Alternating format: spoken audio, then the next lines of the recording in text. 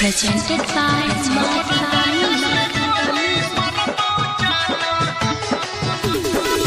चंदन प्रेमी की आवाज में गाना सुनी रिमिक्स।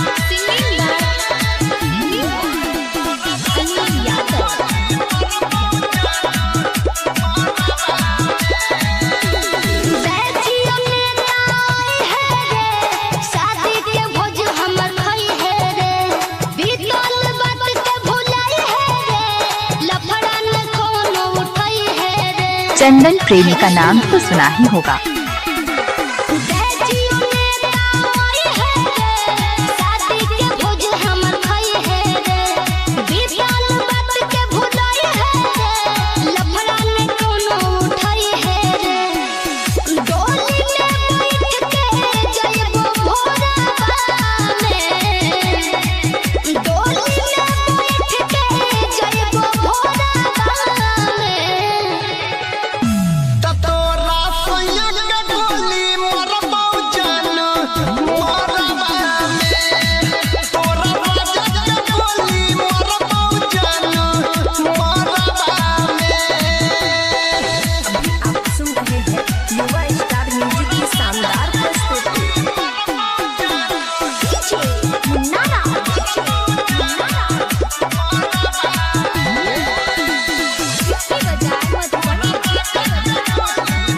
इलाका किसी का हो, धमाका डीजे चंदन विकास का होगा।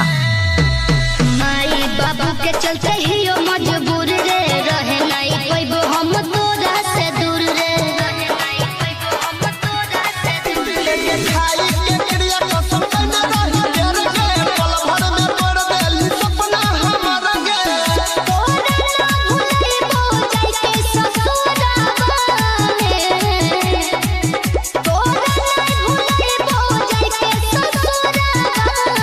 चंदन डीजे कचैया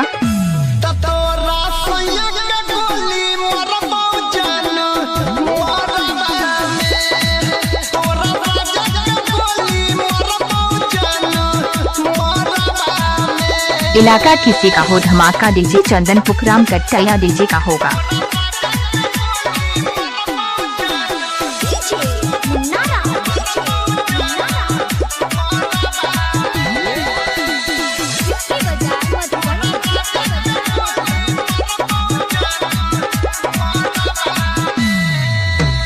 दुआरा पर हमरा जे आई तो बारात रे, चल जइबो छौड़ा हम सैया के साथ रे।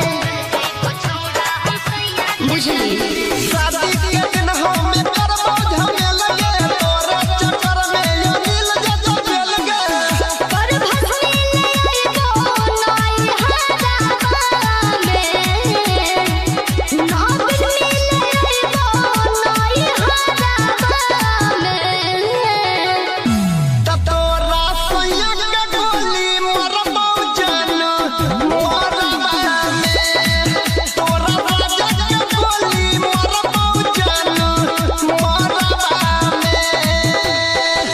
चंदन प्रेमी का नाम तो सुना ही होगा।